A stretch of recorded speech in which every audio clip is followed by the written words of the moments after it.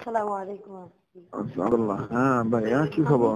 আমি বিষয়টা দেখে, খবর তো বুঝেনি, বিষয়টা দেখে মাথা পুরা ইয়া হয়ে গেছে। আরিফ কোন জব্বারের বিষয়ে বলো ভাই, বলো ভাই। বিষয়টা তো আপনি বুঝতেছেন না। আরিফ জব্বার যে বিষয়টা ফেসবুকে লিখছে, ওই যে আমার আব্বা। হ্যাঁ হ্যাঁ, আপনার তো আমি যা বুঝতেছি, আচ্ছা যাক, আপনার কাছ থেকে শুনি আগে, তারপরে কথা বলি। এটা আসলে আরিফ জব্বারের সাথে আমার সকালে কথা হয়েছে ভাইয়া। বিষয়টা হলো যে আরিফ জব্বার হুট করে ওই কিছু মুখালিফ লোক থাকে না, হুম মুখালিফ লোকের মাধ্যমে খবর টবর পাইয়া ও একটু শিওর হইয়া এটাতে দিছে, কিন্তু আসলে বিষয়টা পুরোপুরি জানে না। আমাদের মা বাপ নিয়ে একটু ঝামেলা আছে, হ্যাঁ। হুম, বিশেষ এটা করে থাকতেই পারে আমার পারিবারিক আমার আমার ঝামেলা বলতে, আমার মা আসলে আমার গর্ভধারিণী মা একজন আর আমার পালিত মা একজন, হ্যাঁ। হ্যাঁ, তো এটা তো আর ভিতরের কথা তো জাতি জানে না। না কিন্তু রিক্সা চালায় কি বাবা আমার কারণে, নাকি বাবা তার স্ত্রীর কারণে রিক্সা চালায়, এটাও কিন্তু জাতি জানে না। না না, তো অনেক কথা আমার কাছে রেকর্ড করা আছে। যাই হোক, একটা বিষয় যেহেতু ছড়ায় গেছে, অসংখ্য ধন্যবাদ রফিক তোমাকে ভাইয়া, যে তুমি আমার কাছে জানতে চাইছো। না না, জানতে চাইছি না, শুধু আপনি আমাকে ক্লিয়ার করে বলেন আরিফ জব্বার কেন।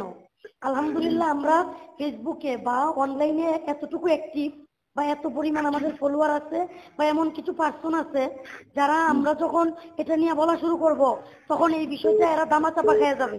আমি তো এখন আপনার পক্ষ নিয়ে, বা আপনি যেভাবে বলবেন সেভাবে লিখবো, কিন্তু আমাকে তো জানতে হবে বিষয়টা কি। আপনি আমাকে একটু সুন্দর করে বলেন। না, বিষয়টা হলো কি, ওই আমার যে মা আছে না রফিক, আপনার পালিত মা নাকি নিজ মা, একটু বুঝাই বলেন। এটা আমি রফিক আমি নিজেই জানি না আমার আপন মানার পালিত মা। কারণ ঘটনা হলো কি, আমি অনেক ছোট থাকতেই, আরজাবাদের মুরব্বীরা জানে, আমি অনেক ছোট থাকতেই প্রায় 9 বছর বয়সে আমি চলে যাই বাড়ি থেকে। বাড়িতে গেলে আমি পাবনায়, উত্তরবঙ্গে, রাজশাহী, নওগাঁয় প্রায় 11, 12, 13 বছরের মতন আমি একা একই জীবন যাপন করি। মানুষের বাড়িতে লজিং লেখাপড়া করি, এই আর কি। তারপরে যখন আমি সামান্য একটু বিস্তার লাভ করলাম, পরে তখন এরা আমার খবর টবর দেয় না, এরা আমাকে নিয়ে আসলো যে এই ছেলে আমাদের সন্তান, ঠিক আছে। তো পরে নিয়ে আসার পরে এখন আমার তো ভাই মা বাপ নাকি, আমি ওইভাবে তাদের খেদমত করা শুরু করলাম। কিন্তু পরে তারা আমার এমন অবস্থা, মাঝে মধ্যে ব্ল্যাকমেলও করছে, কথা বুঝছেন, মা বাপ ব্ল্যাকমেলও করছে, মানে টাকা পয়সা দিলে টাকা পয়সা রাখে না, এটা সব আরজাবাদের মুরব্বীরা জানে। এখন বিষয়টা হলো যে, আমার প্রশ্ন হলো যে আমার বাবা হইয়া কেন রিক্সা চালাইবো, বা কেন সে দুর্ভিক্ষ জীবন যাপন করবে?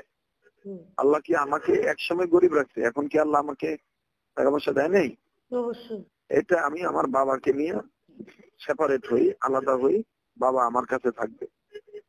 কিন্তু আমার ওই যে মাটা, এই মাটা আমার বাবার বসে থাকা বিষয়টা পছন্দ করে না, আমার বাবাকে কাম করতে বাধ্য করে। কিন্তু আমার বাবা কোনো কাজ জানে না, শুধুমাত্র একটা কাজই জানে।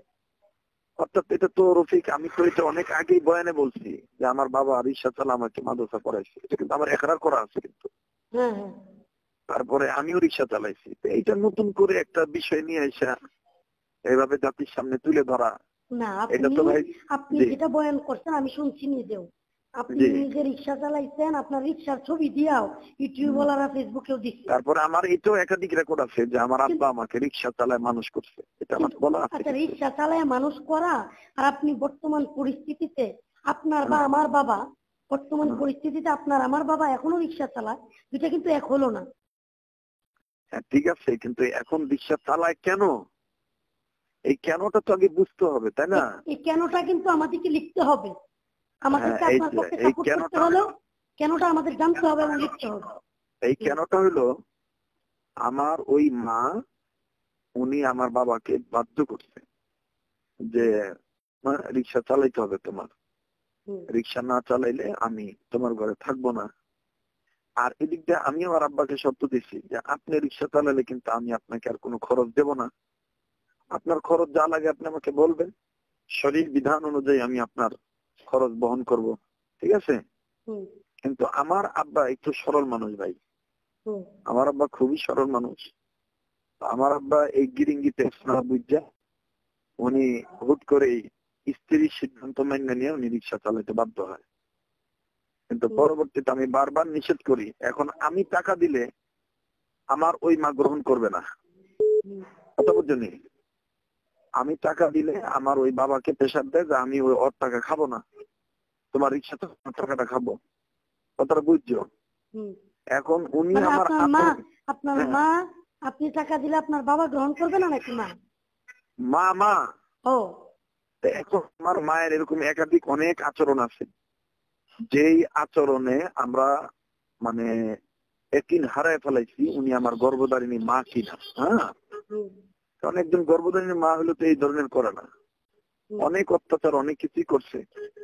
তো আমার বাবা আমার মার কথা মান্য রিক্সা চালায়, কিন্তু এখন তো রিক্সা উনি চালায় না, এখন তো ওনার রিক্সা চালাতে দেই না, ঠিক আছে? আমি তো আমার বাপ মার খরচ দিতেছি, এইটা নিয়ে হঠাৎ করে আরিফ জব্বার এটা লেখছে, পরে আবার মনে হয় আরেকটা লেখছে, মনে হয় দুপুরে পরে একটা দেয় নাই নাকি?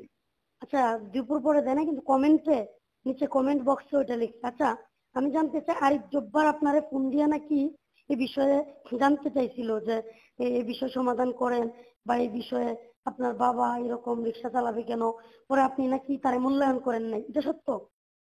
না এটা কি আরিফ জব্বার লিখছে? বলছে আমার সাথে। কখন? এই যে আপনারে ফোন দেওয়ার পরে আমি তারে ফোন দিচ্ছি, আপনি কেন এরকম লিখবেন, আমাদের ওয়াইজদের মানহানি, আলেমদের মানহানি, এটা তো শরীয়তপুর হিসাবে একা সম্মান যাচ্ছে। আরিফ জব্বার এই কথা বলছে যে আমি মূল্যায়ন করি নাই? আপনি নাকি তার সাথে যোগাযোগ করছেন, আপনি বলছেন যে এটা কেন সমাধান করেন না, কিন্তু আপনি এটার মূল্যায়ন করেন নাই, পাত্তা দেন নাই। সে বলছে যে ফেসবুকে আসার আগে এটা কেউ পাত্তা দেয় না। না না, আমার সাথে কখনোই আরিফ জব্বার এই বিষয়ে কথা বলেনি, বরঞ্চ আমি ফোন দিয়ে বলছি। আমরা কিন্তু আপনি আমার সাথে কথা বলতেছেন মানে হলো আপনি যথেষ্ট প্রমাণ নিয়ে এবং সত্য কথাটা বলবেন দয়া করে। কারণ হলো আরিফ জব্বার আমার সাথে যে কথা বলছে, শুনেন আমি বলি, আমার সাথে আরিফ জব্বার যে কথা বলছে সেটা আমার এখানে রেকর্ড আছে। আরিফ জব্বার ইচ্ছা করলেও সে না করতে পারবে না। এখন যদি ঠিক আছে, এখন আরিফ জব্বারকে আমি নিজেই ফোন দিয়েছিলাম সকালে যে ভাই আল্লাহ তাআলা শুকর, এটাও বলছে যে আল্লাহ শুকর কি বলছেন, কাজী ভাই, তাইমুম সাদি ভাই, তারপরে ওই রেজাউল করিম আবরার ভাই, তাদেরকে নিয়ে আপনি বসতে চাচ্ছেন, এটাও সে বলছে। কিন্তু সে এটা যে বলছে আমাকে যে শরীয়তপুরি সাহেবকে আমি অনলাইনে আনার আগেই, ফেসবুকে পোস্ট করার আগেই ওনাকে বলছিলাম এটা সমাধান করতে, কিন্তু উনি আমাকে পাত্তা দেয় নাই, কেউ মূল্যায়ন করে। এটা মিথ্যা বলছে। এটা যদি মিথ্যা হয়ে থাকে তাহলে তার সম্পূর্ণ কাজটাই বেঠিক, এটা আমরা প্রমাণ করব। একটু আমাকে কথাটা বলতে দাও না কেন ভাইয়া? তুমি ওর পোস্টের মধ্যে ঢুকে দেখো, ও কিন্তু আমার এই পোস্ট দেওয়ার আগে ও কিন্তু হাফিজুর রহমান ভাইয়ের আর আমার বিষয়ের বক্তব্য কিন্তু ও কিন্তু কটূক্তি করছে, ওইটা দেখো। ওইটার উপর ভিত্তি করেই কিন্তু সে আমাকে জব্দ করার জন্য আমার ব্যক্তিগত পারিবারিক কিছু এখানে টেনে নিয়ে আসছে ভাইজান। মূল হলো ওইটা, এইটা না।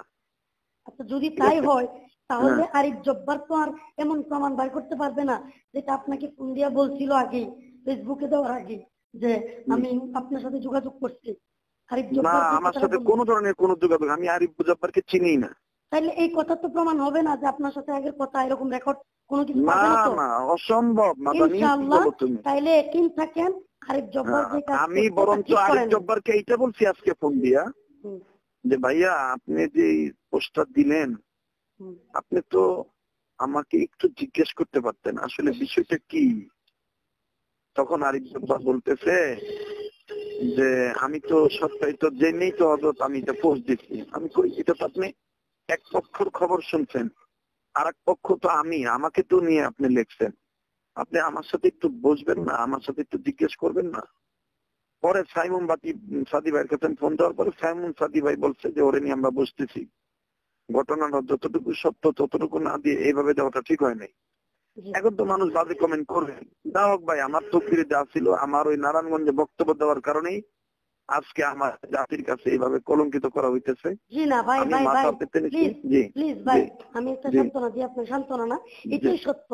আমাকে নিয়ে তো আপনার তো এটা হয়েছিল, আমাকে নিয়ে কি হয়েছিল এটা তো আপনি শুনছেন, আমি কান্নাকাটি করছি, আমার মা বুঝাইছে, মানুষ বিভ্রান্তি ছড়াবে, আপনি থাইমা বিশ্বকাপ যাবেন ভাইয়া। না, আপনি থাইমা হ্যাঁ, যাবেন না। আপনাকে আমি বলতে চাই, যা হোক জি। আপনি বক্তব্য দিচ্ছেন, যা দিচ্ছেন, এখন এজন্য আপনাকে এভাবে একমাত্র জমিয়ত, খেলাফত, মজলিস এই সমস্ত হকের ব্যানারে থাকার কারণে আজকে আমার আকাবিরদের মাথা হাতে চলার কারণে আজকে আমার এই অবস্থা। আপনি শুনেন শরীয়তপুরি ভাই, আমি ভাই বলেই বলতেছি, জি যে আপনি আমাদের বড় ভাইয়ের মতো, আপনি এই ব্যাপারে বিন্দু মাত্র হবেন না যে এই জন্য জি আপনি ওই বক্তব্য দিচ্ছেন বলে আজকে আমাকে এই হেনস্থা, না, হেনস্থার কিচ্ছু না। জাতির সামনে যত মানুষ বেশি বিভ্রান্তি চড়ায়, যদি আপনি সত্য থাকেন, এটা বড় হুজুর আমাকে বলছিল যেদিন আমি আর ওয়াজ করবো না বলছিলাম, হ্যাঁ, তখন বড় হুজুর বলছিল, বাবা ধৈর্য না ধরো, যদি ঠিক আছে তুমি যদি মাদানি, আমি সত্য বলি থাকো। জি আমার পারিবারিক বিষয়টাতে আমি একটু দুর্বল আছি। সেটা কি, আমার বাপ মা একটু ভিন্ন ধরনের, সমস্ত সংসারে কারো না কারো সংসারে এরকম মা বাপ থাকে। অবশ্যই থাকতেই এটা পারে, আমার শায়েকও জানে, আমার দেওয়ার তো জানে, বড় আমার বড় দেওয়ার। বেটিদের পিতা মাতা অনেক সময় এরকম হয়ে যায়। এটা তো হ্যাঁ আপনার যদি দোষ না এখন থাকে, তাহলে এই হ্যাঁ বিষয়টা কেন এইভাবে আসবে, সেটার ইনশাল্লাহ হ্যাঁ অবশ্যই সমাধান আছে। আমি তো বারবার তাদেরকে আমার কাছে রাখতে চাইছি, আমার খরচ দিয়ে আমি তাদেরকে রাখতে চাইছি। এখন তারা যদি কোনো মানুষের প্রলোভনে পড়ে, এবং আমার কাছে রেকর্ড আছে, তুমি জানো না মাদানি, হুম, একজন বাবা একজন মা এইভাবে কথা বলে না, এভাবে ব্ল্যাকমেল করে ঠেট দিয়ে কথা বলে না, ধমকি দিয়ে। বরঞ্চ তোমার মতন একজন সন্তানকে পাওয়ার কারণে তারা শুকরিয়া আদায় করা দরকার, অবশ্যই। যে আল্লাহ আমার একটা সন্তানকে স্টার বানাইছে। তারা এটা না, তারা ভিন্ন ধরনের হিংস্র মানবের মতন। তো যাই হোক, এটা ভাই তোমরা আলেম মানুষ, তোমরা ভালো করে তোমাদের আকল দিয়ে বোঝো। এটা আরিফ জব্বার যা বলছে, যে আমার সাথে যোগাযোগ করে ফেসবুকে দিচ্ছে, এটা মিথ্যা বলছে, অসত্য। আমার যদি সাথে কোনোদিন কোনো আরিফ যোগাযোগ জব্বার, করে নাই। আপনি আরিফ জব্বার যা লিখছে জি সব সত্য, আমি মাইনা নিলাম, গাজী ইয়াকুব মাইনা নিল, সাইমন সাদি মাইনা নিল, খালিদ সাইফুল্লাহ আইয়ুবী মাইনা নিল, মাওলানা মামুনুল হক সাহেব হুজুর মাইনা নিল, কিন্তু আরিফ জব্বার আপনার সাথে যোগাযোগ না করে, বিষয়টা জি আপনাকে না জানায় ফেসবুকে লিখছে, এটা সত্য হুম। কি না? হ্যাঁ এটা এটা তো, সত্য, এটা যদি সত্য, এটা আমার সাথে সত্য কোনো হয়, যোগাযোগ করে নাই। এটা সত্য হয়, তাহলে সে সম্পূর্ণ বিষয়টা যা লিখছে ঠিক হলেও এভাবে লেখাটা ঠিক হয় নাই, সেটা আমরা বলতে পারি। তো একটা শেষ আপনাকে কথা বলবো, যদি আপনি যেগুলো এতক্ষণ বলছেন এগুলো যদি সত্য হয়ে থাকে, ইনশাল্লাহ আমরা বিশ্বাস করি সত্য, আপনার বাবা মা এরকম এরকম করছে, আপনি চলে গিয়েছিলেন পাবনায় ছোটবেলায়, তখন জি সেখানে গিয়ে লেখাপড়া করছেন, এরপরে আসছেন তাদের কাছে, তারা নিয়ে আসছে, তারপরে আপনি তাদের আচরণে আরো কষ্ট পাইছেন, তাদেরকে কাছে রাখতে চাইছেন, কিন্তু আপনাকে আপনার মা একটু অসদাচরণ করছে, বা যে আচরণটা বলার মতো না, মায়ের পক্ষ থেকে পাওয়া যায় না এমন আচরণ পাইছেন, তো আপনার বাবা সরল, এই তো আপনার বক্তব্য। জি তাহলে এটা যদি আপনার বক্তব্য হয়, আরিফ জব্বার যে কথাগুলো বলছে এগুলো নিয়ে আপনার সাথে আগে বসা উচিত ছিল, কথা বলা উচিত ছিল। সেজন্য জি আমি আরিফ জব্বারের সাথে একটু রাগারাগিও করছি, যেমন সে আমারে জি কইতেছে যে আপনি রাগারাগি করেন কেন ঠিক ভাই, আমরা শরীয়তপুরি সাহেবের সাথে আমি যোগাযোগ করেছিলাম, কিন্তু পাত্তাই দেয় নাই উনি, এখন এগুলো অনলাইনে আসলেই পাত্তা দেয়। এখন পাত্তা পাওয়ার জন্য যদি একজন আলেমকে, একজন দেশের সর্বোচ্চ পর্যায়ের একজন ওয়াইজ আলোচককে এরকম হেনস্থা করা হয়, তাহলে আমাদের আমাদের ব্যক্তিত্ব বা আমাদের নিজেদের অস্তিত্ব কিছুই থাকে না, মানে সম্মান ইজ্জত কিচ্ছু থাকে না। সে জায়গায় আমরা কষ্ট পাইছি বলেই আমার কথা হলো, বিচার হবে, একজন আলেমের বিচার নাকি আল্লাহ তাআলাও করবেন একটু লুকায় আড়ালে, মানুষের সামনে না। তাহলে এইভাবে ওনাকে এইভাবে টাই নাই না এই বিষয়টাতে। আচ্ছা যাক, আপনি এই কথাগুলো শুনে আমার ভালো লাগলো। আপনি বড় হুজুর আমাকে যে কথা বলছিল ফোন দিয়া, যে বাবা যদি তোমার কথা সঠিক থাকে ধৈর্য ধরো, লক্ষ লোক তোমার বিরুদ্ধে বললেও তারা যদি বেঠিক থাকে, তাহলে তুমি সত্য প্রমাণিত হবে। তাহলে আপনাকেও আমি সেই কথাটাই বলবো, ধৈর্য ধরেন, ইনশাল্লাহ কিছুই হয়নি। মাদানি, জি আমি আমার আব্বাকে, তুমি এটা বলতে পারো না, আমি আমার আব্বাকে আমার কাছে আনতেছি। জানি না তোমার কোথায় প্রোগ্রাম, কোথায় তোমার ব্যস্ততা। আমার আজকে কোনো তো প্রোগ্রামই নাই, আজকের হুম, প্রোগ্রাম ছিল মাধবদী, আজকের হুম। প্রোগ্রাম প্রশাসন বাতিল করে দিচ্ছে। এখন তুমি কোথায় আছো? আমি নেত্রকোনাতে আছি, আমার মাহফিল হলোই আছে ওই, এখন মাহফিল নাই, আমার যে 14 জানুয়ারি একটা মাহফিল করতেছি, নবনগরী সাহেব হুজুর থাকবে, মামুন সাহেব, আইয়ুবী সাহেব সবাই থাকবে, আমার নেত্রকোনা জেলায় বিশাল বড় প্রোগ্রাম, সিবি সাহেব থাকবে, তারপরে জুনায়দ আল্লাহ সাহেব থাকবে, ওই প্রোগ্রাম নিয়ে একটু ব্যস্ত, মিটিং করতেছি আমি, আমার এখানে কিন্তু 16 জানুয়ারিতে প্রোগ্রাম। আমার সাইনবোর্ডে মাহমুদপুর তালিম উৎসব, হ্যাঁ বুঝছি বুঝছি।